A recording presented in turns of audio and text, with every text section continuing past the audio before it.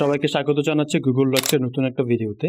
আজকে আমাদের দ্বিতীয় পর্ব এবং আজকের ভিডিওতে আমরা কথা বলবো আপনি কিভাবে গুগল ডক্সে গিয়ে নতুন একটা ডকুমেন্ট আপনি ক্রিয়েট করবেন।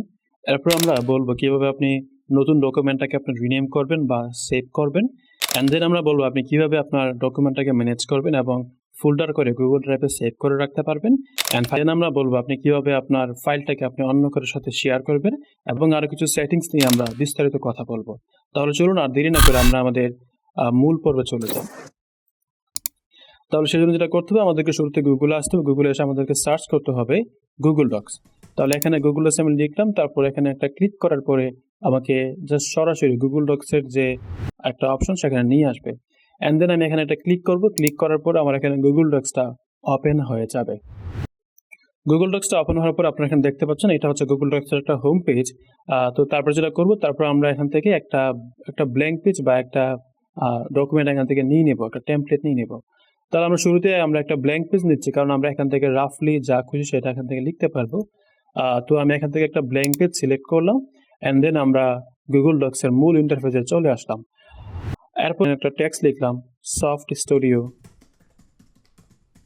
Studio is a online software learning platform. Okay, so আমি এই টেক্সটটা লিখলাম, অ্যান্ড দেন আমি চাইলে এই টেক্সটটাকে এখানে একটা ভুল দেখাচ্ছে, সো এটা এন হবে। অ্যান্ড দেন আমি এটাকে সিলেক্ট করে আমি চাইলে এখান থেকে তার ফন্ট চেঞ্জ করতে পারি। আমি যদি এখান থেকে ফন্ট চেঞ্জ করে দেখেন, এই যে ফন্ট চেঞ্জ হয়ে যাচ্ছে। অ্যান্ড দেন আমরা এখান থেকে চাইলে তার যে মানে টেক্সটের যে হেডিং করতে পারি বা টাইটেল করতে পারি। এই দেখুন টাইটেল হয়ে গেল, তারপর হেডিং 1 হেডিং 2 করতে পারি, এগুলো করতে পারি। অথবা আমরা চাইলে আমাদের যে এই যে ইন্টারফেসটা আছে সেই ইন্টারফেসটার যে সাইজ সেটাকে আমরা চাইলে এখান থেকে বাড়াতে কমাতে পারি। ওকে, আমি এখানে 100 দিয়ে রাখলাম। তারপর আমরা চাইলে এখান থেকে আন্ডু রিডো করতে পারি, অর্থাৎ আমি যে আগের যে কাজটা করলাম সেই কাজটাকে আমি আন্ডু রিডো এগুলা মানে আগের জায়গায় আমরা এখানে চাইলে ব্যাক করতে পারবো। এরপর আমরা চাইলে এখান থেকে তার ফন্ট সাইজ বাড়ানো কমাইতে পারবো, ভুল করতে পারবো। তো আমরা এই সব কিছু নিয়ে আমরা আমাদের নেক্সট ভিডিওতে আপনাদেরকে বিস্তারিত কথা বলবো। তাহলে চলুন আমরা দেখে নিই কিভাবে আপনার একটা ফাইলকে আপনি সেভ করবেন এবং রিনেম করবেন। তাহলে যেটা করতে হবে, আপনাকে এখানে ধরলেই এখানে একটা লেখা উঠছে হোবারে যে রিনেম। আপনি এটা ক্লিক করবেন, ক্লিক করে আপনি এখানে লিখবেন যে সফট স্টুডিও বাংলা। ওকে, সো এটা লিখলেন, তাহলে সেইটা সেভ হয়ে গেল। আবার গুগল ডক্সে আরও একটা ফিচার্স হচ্ছে, আপনি যখন গুগল ডক্সে কোনো একটা ফাইল আপনি লিখবেন তখন সেই ফাইলটা হচ্ছে অটোমেটিক্যালি সেভ হয়ে যাবে। ওকে, আমরা এখন দেখব কিভাবে আমরা গুগল ডক্সের ফাইলকে ম্যানেজ করতে পারি। এখন ধরুন আপনি গুগল ডক্সে একটা ফাইল ক্রিয়েট করলেন, অথবা আপনি বড় একটা পেজ বা আপনি একটা বুক কভার লিখলেন বা একটা বুক ডিজাইন করলেন বা একটা লেটার, একটা সিভি আপনি লিখলেন। এখন লিখার পরে অ্যান্ড দেন কাজটা কি হবে, এটা কোথায় গিয়ে জমা হবে? এটা কিন্তু আপনি যে মেইলের আন্ডারে, আপনি যে জিমেইল বা যেই গুগলের আন্ডারে আপনার এই গুগল ডক্সটা আপনি ওপেন করেছেন, সেই গুগলের যে গুগল ড্রাইভটা আছে সেই ড্রাইভে কিন্তু অটোমেটিক্যালি এই ডক্সের ফাইলটা সেভ হয়ে যাবে।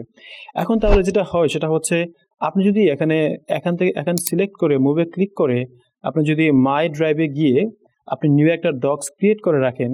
যদি আমি এখন মাই ড্রাইভে ক্লিক করি, ক্লিক করার পর এখানে প্লাস আইকনটা দেখতে পাচ্ছেন, লেখা আছে নিউ ডকুমেন্ট, ক্লিক করলাম।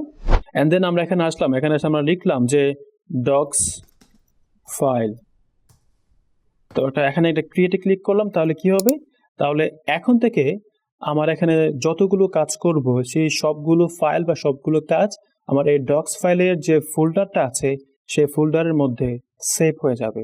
তাহলে যেটা হবে, তাহলে আপনাকে নেক্সট টাইম আপনি যখন কোনো একটা ফাইলকে আপনি খুঁজতে যাবেন, আপনি হচ্ছে ডক্সে গিয়ে ঢুকবেন, ঢোকার পরে আপনি জাস্ট ওই ফাইলটা সিলেক্ট করলে আপনি ওই ফাইলটা দেখতে পারবেন এবং হচ্ছে ওখানে এডিট করতে পারবেন। আমি এটাকে মুভ করে এখান থেকে বের হয়ে গেলাম। ওকে, এরপর আমরা দেখবো আপনি কিভাবে একটা ফাইলকে আপনি আপনার কোনো ক্লায়েন্ট বা অন্য কারোর সাথে আপনি এটাকে শেয়ার করবেন। ওকে, তাহলে যেটা করতে হবে সেটা আপনাকে এখানে দুইটা প্রসেসে আপনি সেই কাজটা করতে পারবেন। এক নম্বর প্রসেস হচ্ছে সবচেয়ে সহজ প্রসেস, সেটা হচ্ছে আপনি এইখানে আসবেন, এই যে শেয়ার অপশন দেখতে পাচ্ছেন, এখানে আসবেন, একটা ক্লিক করবেন।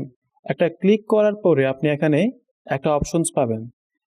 তো এখানে লেখা আছে জেনারেল অ্যাক্সেস, অর্থাৎ আপনি যাকে এই ফাইলটা অ্যাক্সেস দিবেন তাকে আপনি এখানে বলে দিলেন যে এনিওয়ান উইথ দ্য লিঙ্ক, অর্থাৎ এই লিঙ্কে যে ক্লিক করবে সে হচ্ছে আমার এই ফাইলটা দেখতে পারবে। এখন এখানে দেখুন এখানে লেখা আছে ভিউয়ার, মানে যে আমার এই ফাইলটাকে ক্লিক করবে সে এই ফাইলটাকে দেখতে পারবে। এখন ধরুন আমি চাচ্ছি যে যিনি আমারটা দেখবে সে চাইলে আমার এখানে আমার এই ফাইলে কোনো একটা ফিডব্যাক বা হচ্ছে কোনো একটা এডিট করতে পারবে।